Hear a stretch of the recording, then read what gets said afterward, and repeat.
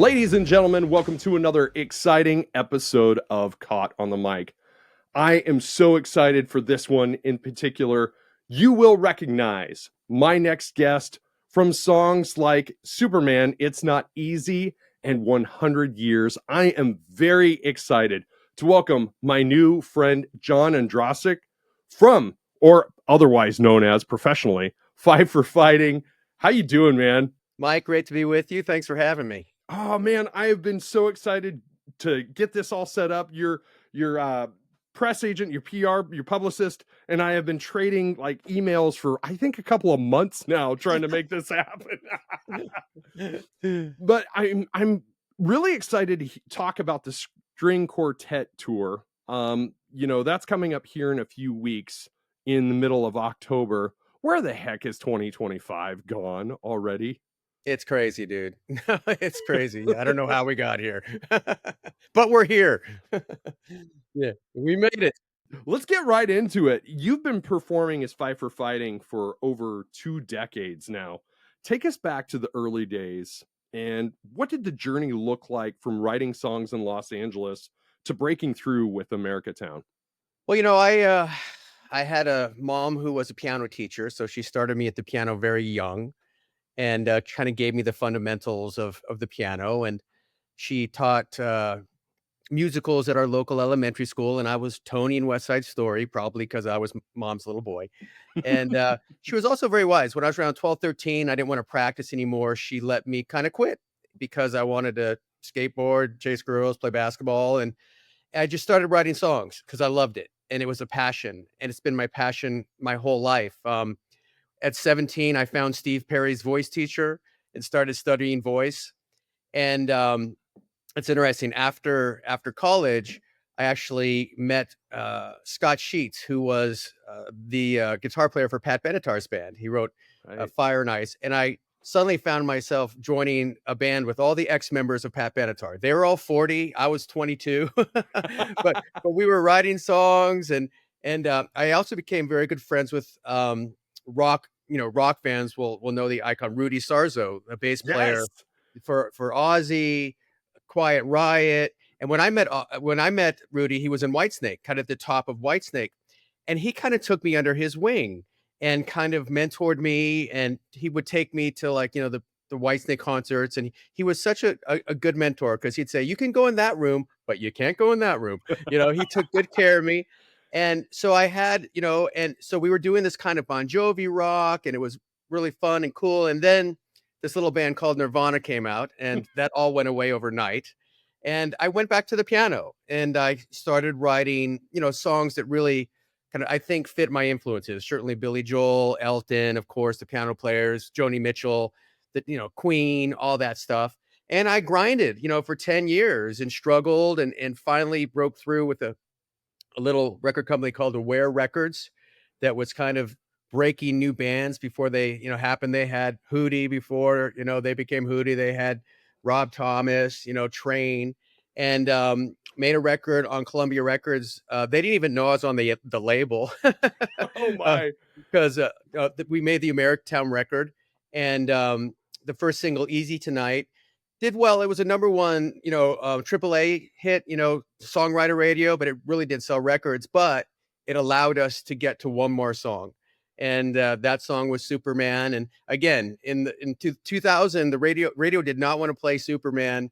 It was Lilith Fair, boy bands, grunge. It wasn't 1978, but the song kind of started to catch on, and then as it became one of the songs to recognize the heroes of 9/11, and then I realized my career and dream of doing this. So it was a lot of stars aligning and a lot of hard work. And to this day, I just pinch myself that we're still doing it. And the songs, 100 years is, it's still as kind of active in the culture as it was when it came out. So Yeah. very fortunate.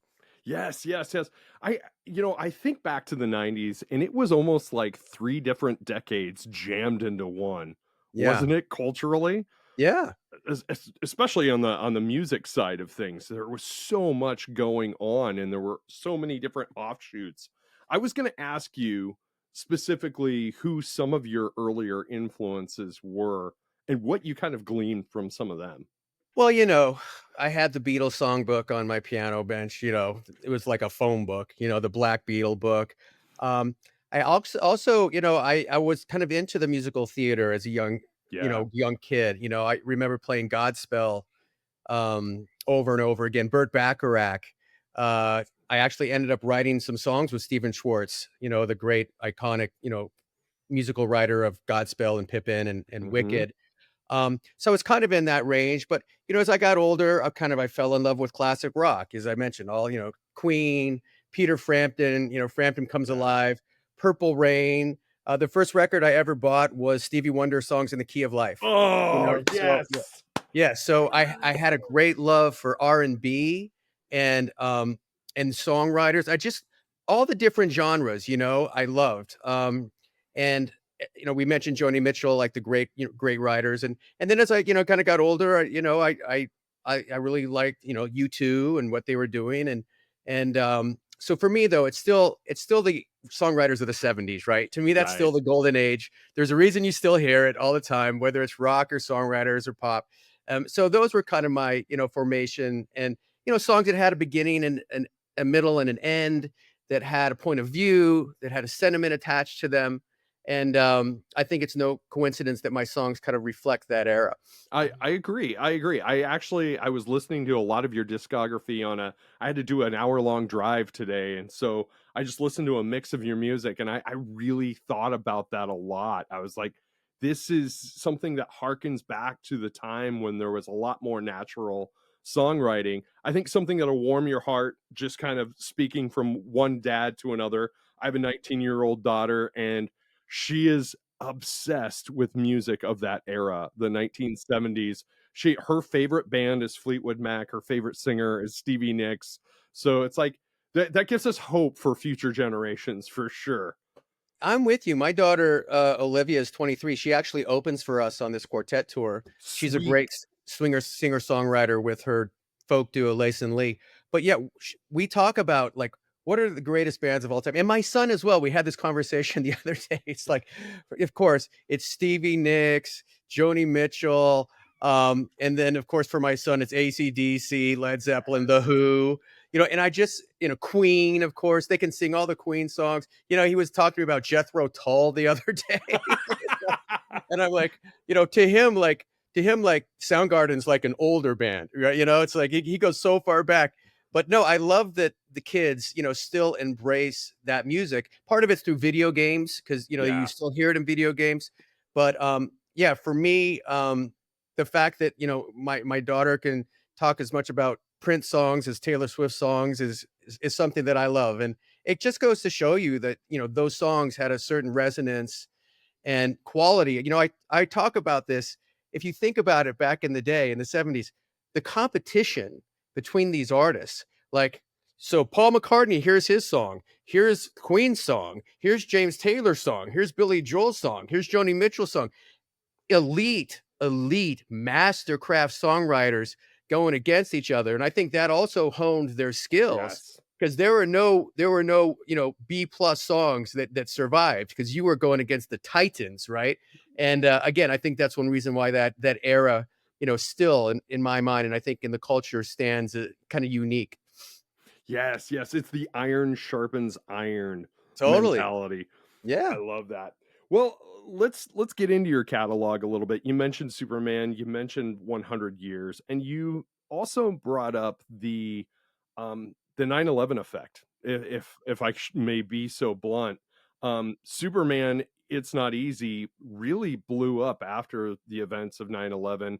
A short span of time when we were a little bit more, at least perceptively, unified. Um, what was it like watching your music take on that type of cultural weight? I mean, I think the phrase "no words" is overused, but it's very hard to describe. Superman, it was very interesting. Superman was struggling in the States because it was different. It wasn't 1977 and radio wasn't playing piano songs, but it was number 1 in the Philippines, and it was starting to show around the world that it was having, signals of being a big song. And then it started to take off, to a point where the record company sent me to Europe to promote it. And when I got to Europe, that was September 10th. And of course, on September 11th, everything shut down. And I was, stuck in Europe for 10 days, like many folks, and was like everyone else calling my friends in New York and shocked and angry and saddened and Right. horrified. And I didn't realize till I got back, 10 days later. I remember landing at O'Hare and kissing the tarmac. I was so Yeah, happy to be home. I'm sure. And I started friends were sending me, some of the cable news stations are using Superman in their videos to recognize the heroes of 9/11 and also the families who lost loved ones. And then a couple weeks later, my friend Rick Krim, who ran VH1 at the time, said, "Hey, we're putting together this concert for New York. Paul McCartney's kind of doing this. Would you be open to play?" And I said, "Of course, whatever you guys want." Right. And and again, I had just got used to hearing my song on the radio. So again, here's this night where every living icon of mine is on that stage, and and here I am playing Superman, kind of for 25 million people live, and it was again, it was surreal, but because it was about the families, about the heroes, there was a different weight to the night, and I think we all understood that. Mhm. And I was honored to do it. We're kind of just coming off 9/11 again in September, and every year that rolls around, when I play that song this time of year, it has that weight. And I Mhm. still talk to firefighters, from 9/11, and the song still kind of reminds people of that. So I was very humbled that it became one of those songs. Of course, nobody would want a song to have, a relationship with any horror like Right. that, but it also shows us how music can provide solace in ways nothing else can. And you Yes. mentioned about coming together. Music is a way for us to come together in ways no other medium can. We listen, it touches our emotions. We may not always agree with what someone's saying, but we will listen in a way we won't kind of in any other medium. So it taught me a lot. It taught me a lot about music. I remember when The Who came out and they blew the roof off Madison Square Garden. And most of those people there that night had been down at ground zero, digging through rubble, the unimaginable. And to see them crying and singing and hugging each other, the release they had was so cathartic. And I literally sat side stage watching that. And I'm like, okay, that's why we do it. Hits are great, charts, sales, fame, fortune, but every once in a while, we're reminded why music truly matters. And I think that really framed the rest of my career and frankly, a lot of things I do now from that one night. Yes. Yes, yes. It's crazy, at the jump, we talked about how it feels like 2025 has already flown by. But if you go a layer deeper, it's crazy to believe that 1 year from now will be the 25th anniversary of 9/11. And it's such a, you know, for a lot of people that weren't alive and didn't witness the Kennedy incident firsthand, this is our generation's and a little bit older generation's version of the Kennedy assassination. And so it's everybody remembers where they were when 9/11 occurred and those few days afterwards and the discomfort but unity that was happening at the same time. Yeah, I actually wrote a song, 2 songs actually about my experience. One was called New York City Weather Report, which was about how the country came together in ways, I'd never seen before and frankly haven't seen since. And also a song called Tuesday. 9/11 occurred on a Tuesday, and it's about not forgetting the lessons of 9/11. And it's interesting that that song has kind of had a resurgent in the last couple years because, a lot of people, have feelings about have we forgotten the lessons of 9/11? Yes, And yes. again, that's kind of what music's about too, is to kind of, you know, capture ideas and listening to songs. So many people listen to 100 years now when they're older, and it resonates in a different way than it did when they were 20, 25, 30. But that's again, that's the beauty of music, and it's the same for me.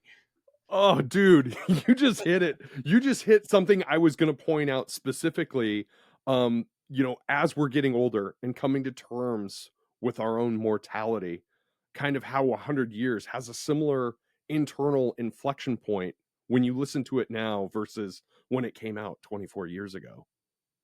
Yeah, well, there's a line in the bridge, half time goes by, so you're over 50, and then suddenly you're wise, right? So I like to think that we are now in the wise verse. We have some Right? experience. We've made some mistakes. We've learned from our mistakes, but I do think, we have a little more humility, a little more gratitude and appreciation and wisdom and life under our skis than when I wrote it. I was in my, early 30s, kind of young kids, which again is a wonderful part of life. But now that we're empty nesters and the kids are older and they're living their lives and we're kind of watching them experience things. I still love playing that song. I never get tired of it. And one day I'll be in the vamp, and one day I'll be kind of do do do do bye bye. It's, but that's to me why I think that song. We're all in there somewhere, right? Yes, yes, absolutely. So now that you're on tour again, this time with a string quartet and world-class musicians from both Broadway and beyond, what inspired you to reinterpret your catalog in this way? And how has it changed how you experienced your own songs? About 15 years ago, I was asked to start doing symphony shows, and it Mm. was so exhilarating, to play my songs with a 32-piece symphony behind me. And it also allowed me to pull songs out of my catalog that I wouldn't necessarily do with the rock band. I've been fortunate to work with incredible, super genius composers throughout my career. And those songs, again, without the string sections, they were kind of hollow. They didn't really work with the rock band, but when you played them with the orchestra, everything came alive, and it was so fantastic, and audience really seemed to appreciate it, as well as adding a dynamic to the hits. Right. And so we wanted to take that to smaller venues, smaller markets. So we reduced the arrangement to string quartet, and now we've been doing it, 12, 13 years. We typically do string quartet in the spring and the fall, and then we do the rock band during the summer. So I get the best of all worlds. Yes. And they're very intimate shows. The musicians, again, as you mentioned, they're all elite Broadway players. My MD Katie won a Tony Award for Moulin Rouge, and so just watching them every night is, like, for me, just a treat. But again, I think it's something that audiences, can really enjoy. And also halfway through the show, I just leave the stage and let them jam out, which to me Heck is my yeah. favorite part of the stage. So there's something for everybody there. And I love playing with the rock band. I love playing with the quartet. It keeps everything fresh, but there's a certain intimacy that allows, some storytelling, interaction with the audience, that the big band shows during the summer just can't do, right? Right. So yeah, we're thrilled, and we got the A team coming this year, and with Olivia Lasonley opening for us. It's again, it's one big family party, and uh, Yes. and we can't wait to hit it off. There was a blink and you'll miss it comment that you made there where you're talking about how you do the rock band thing in the spring and the summer and then Yeah. switch gears to the string quartet during the fall.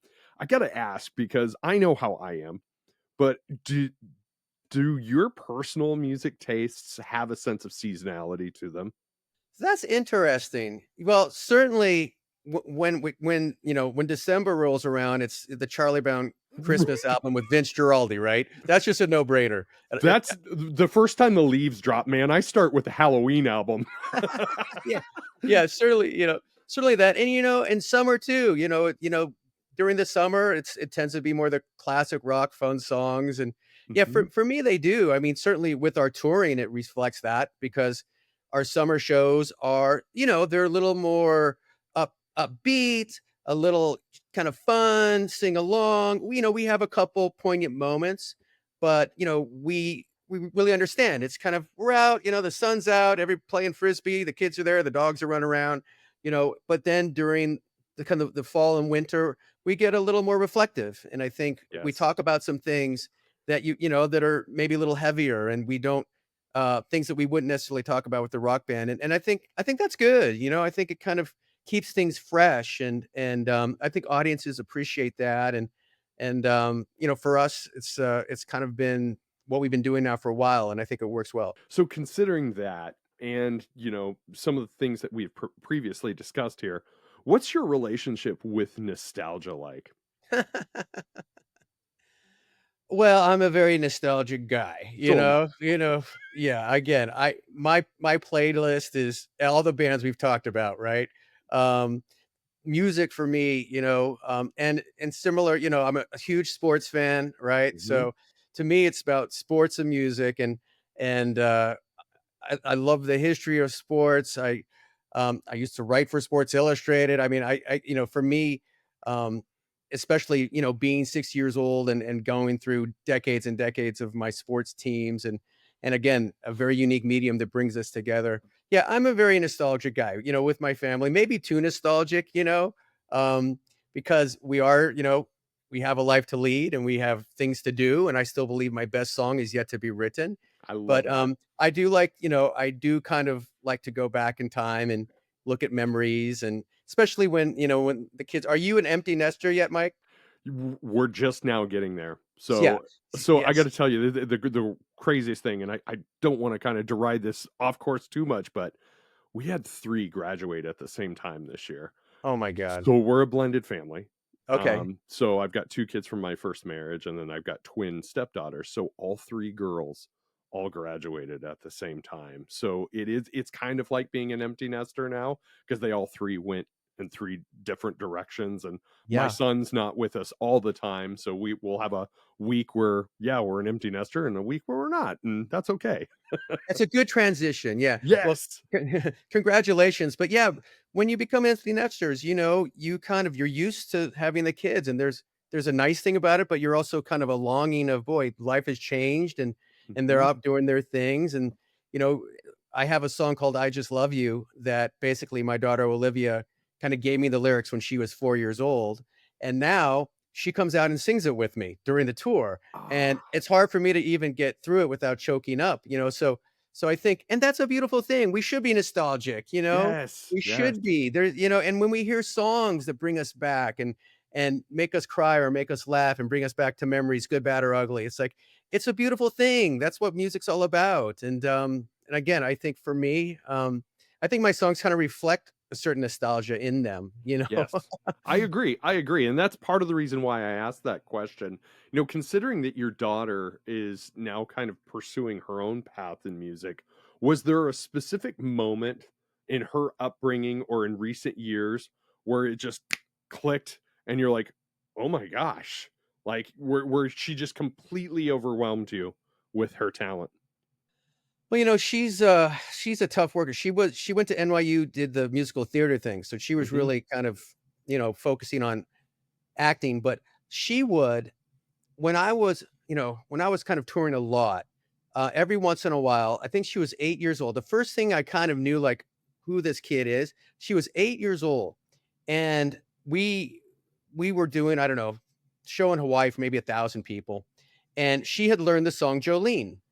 And so we're like, "Why don't you come out and sing Jolene with us?" And she's like, "Okay." And I'm like, she's gonna walk out there, see these people, go run away, not wanna do it. She walked out there, grabbed the mic, and sang Jolene and danced around and engaged with the audience. Like, she brought the house down. She got a standing ovation, and I'm like, "Oh my god, what have we created?" It's like you're like, "Who is this? Who is this human being?" So she's always had the it, the comfort being in front of people, and yeah, she's becoming a really good songwriter and learning, and of course, the arts, there's no guarantee of anything, Right. but she's very humble and grateful and joyful and enjoying the process, and also has all the insecurities that we have as artists, right? So, um, all you can do is support them, and she makes good choices, and just like my parents supported me, I wouldn't be here without my parents' support. So as long as she's a good kid, works hard, we're happy to support her. And her brother, is very passionate about working for the family business. So it's the same for him. Let the kids find their passion, support them, and we'll see what happens with her, but it's certainly fun to watch. And whatever she does, she'll have music the rest of her life. That's the beautiful thing, and Yes. for all of us, whether you make a living Yes. or not, to have it in your life, it's so important for your wellness, whether you're playing, singing, listening, dancing, all of that.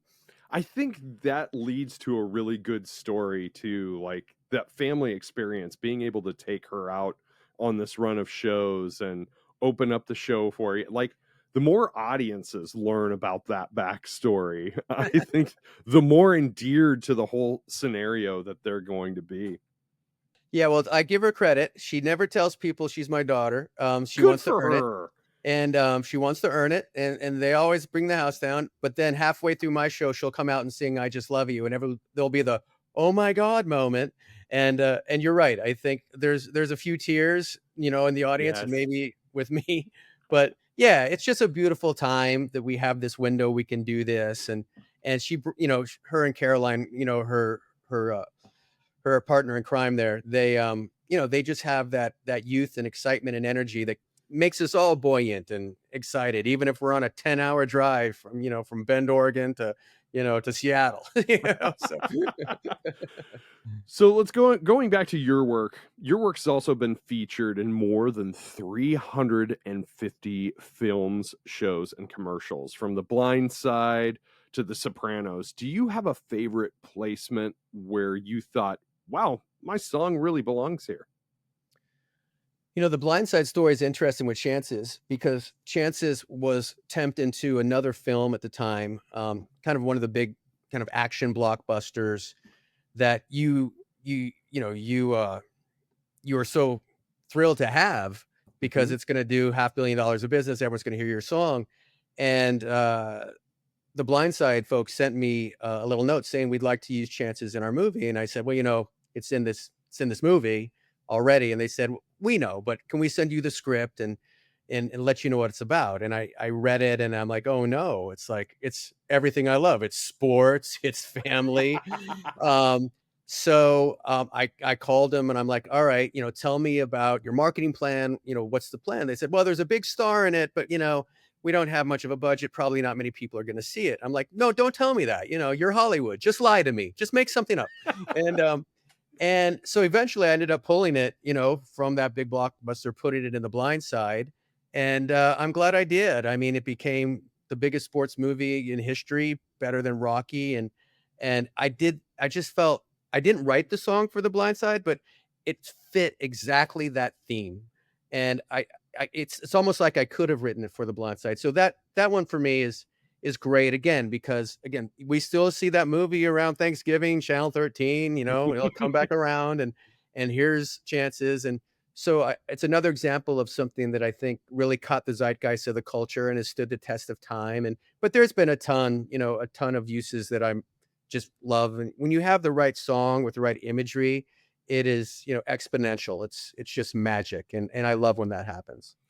I love the way that you tether your art to things that truly matter to you personally.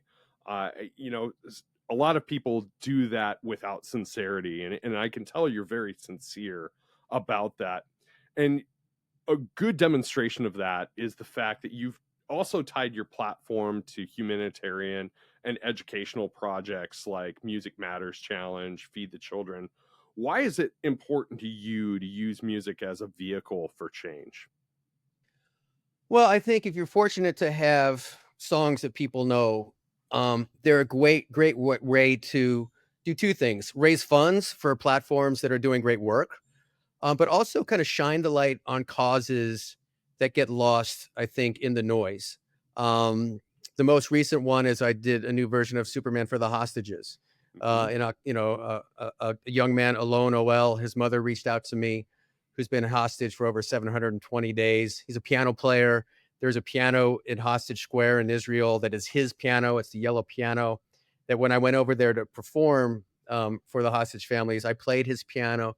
So I think, for me, these songs have a way of shining the light on certain aspects of culture. I went to Ukraine and did a song with Ukrainian orchestra, again, to kind of, shine the light on the fortitude of the Ukrainian people. Wrote a song about Afghanistan, go down the list. But yeah, I think music, again, has a unique way of shining the light on things. And also in these times where we're so divided, giving people a chance to listen and hear the other side without the visceral reaction, the tribal Yes. reaction. We may not agree, but I've gotten many emails from people who've seen the Superman video with Alone, and they may, have a very different kind of view of what's going on over there, but they listen to that and they see the humanity in that boy and his mother. Imagine being in that position. We both have kids that age. When I was in Israel meeting with the hostage families, my son Johnny was with me, 24 years old, and many of the hostage families had children his age. And I'm like, I could be sitting right there. So it gives a humanity to situations, and it also, again, for me, it it allows me to support people who are doing great works that many folks probably are not aware of. Yes. You're actually living your core values as opposed to just talking about them. Yeah. And I really wish more people would do that because Yeah, I me too. I think the world would be a whole lot less divided if we just lived out the core values that we talk about. You've been able to sustain a career across multiple decades, which is rare in this industry. What's been your secret to staying relevant and continuing to connect with new audiences? Well, I think it's things that apply in all aspects of our life, in all businesses. Certainly relationships with people in the business, when if you're fortunate enough to have, a couple hit songs, you can easily kind of swallow the success and build this ego and look at me but, the relationships of people who helped you get there, radio station, program directors, producers, directors, music industry executives, people outside of music. So I think relationships is one, and being grateful, for what I do have. And work ethic, you do a lot of grinding, right? 10% of success is talent. The rest is grinding, work ethic, um, doing shows, doing promotion, but also, finding that balance within your life, things outside of music, and understanding that the most important things are outside of music and your family and your friends and kind of living the best life, which can be tough when you have these obligations. And I think I'm just fortunate too to have a few songs that people have embraced and so again, and a lot of it too is just fate. It's just kind of fate and fortune, and sometimes the stars align for a certain moment, and also I've I've also understood that I've had to adjust my expectations. Yeah. Um, I understand, many of my friends who were, superstars in the 2000s have really struggled with this new era of streaming, and you're not selling that many records, you're not selling as many tickets, you're kind of having to readjust your expectations, and that can be tough, and it's Yeah. tough for me. I got dropped from Columbia Records. It was tough, to have to reevaluate and also start doing things outside of just making records, musicals, television shows, philanthropy, all this other stuff, activism that gives you energy and you don't have to rely on, do I have a hit song, So Right. I think a lot of that stuff too, and working with incredible people doing incredible things who inspire me every day, right? Yes. Augie Nieto for ALS, our troops. I've gone out for 20 years with Gary Sinise performing for our troops. When you go out, you perform for Gold Star families and our troops, that gives you more energy and joy and purpose than a hit song, So stuff like that as well. I love that. So, with the quartet tour, new projects, and continued advocacy, what excites you the most about this next chapter of Five for Fighting? You said you haven't written your best song yet. Well, it's kind of like the circle has come back around. When I was 17, 18, I was just writing songs because I loved it for the sake of it. I didn't have any deadlines. I didn't have any, box I had to fit into. And I'm kind of back to that place where I can just write something when I feel it and put it out and not have to worry about a record company and it's a really wonderful place to be, that kind of freedom of expression. So, Yes. we certainly, I have some songs in the box and working on some things. There's a couple of things I've done in the past that we may put out, and we on the last tour we started doing a version of Desperado. I just love that song, and maybe we'll put out, a Five for Fighting version of Desperado, and Yes. so it's really just like have fun, work with people that I like working with, and if we can change the world along the way, so much the better. Oh, I love that. That actually leads right into what my wrap up question is. I ask this question of every single guest because I love everybody's answer. It forces them to think about it. So, John, my new friend, what's your advice for making the world a better place tomorrow than what it is today based on your experiences? Well, I think many people feel that their voice is too small. And what can I do? I'm not a celebrity. I don't have a big podcast. I'm not an athlete. Um so what does my voice matter? But your voice is the most important. whether it's at your PTA meetings or for your children or your vote, or speaking up against things that you feel are wrong. Um, Everybody's voice matters. And I think a lot of people don't feel they do, and they do. And I see it everywhere I go, with every group I'm working with. People, this is America, and it's our country, and it's our voice. So I would just say, whatever you're feeling, your politics, your worldview, don't be afraid to stand up for it. And that alone creates conversation and dialogue, and which is the best part of the freedom of this nation. So again, we all have our role to play, and in my opinion, we have our issues, but we're still the greatest nation that's ever existed on this planet, and it's up to us to lead the way. And I think we'll continue to do that. Oh my gosh. I absolutely love that. John, why don't you tell my audience where they can see you next or how to find your tour dates? Yeah. Fightforfighting.com. All the tour dates are up there. We start in October 21st, couple dates in Arizona. Then we're going up the West Coast. So come find us there, and you'll see Lace and Lee as well. And Fight for Fighting Music on Instagram, John Ondrasik on Twitter. I know it's hard to spell, but I'm on there. And Fight for Fighting on Facebook. All this stuff there's a lot of content. You could go on the website, see the video for Alone, and if you want to support some of that, we appreciate it. And the last thing I'll mention is we do have this NGO called Let Music Fill My World, where we provide teachers for music teachers for schools who've lost them. And it's not part time. It's 3 years, $300,000. The Music Matters Challenge that you mentioned, Mike, that's a competition for folks to enter and win money and participate in selecting a school with us, so people can join and sing Let Music Fill My World or play it. So check out letmusicfillmyworld.com. It's really great. Our goal is to make sure every school has a music teacher because it's so critical for all of us, especially our young kids. John Ondrasik, I have enjoyed this conversation. I would love it if you come back on again sometime in the future. I am glad to know you. The world's a much better place with you in it, my friend. Well, it's my pleasure. I look forward to coming back. And please come to a show, be our guest, bring your family, bring the three girls and the son, and come back and meet all the bandmates, and we'll have a Oh, good time. I would be honored, my friend. Thank you for doing the show. You got it.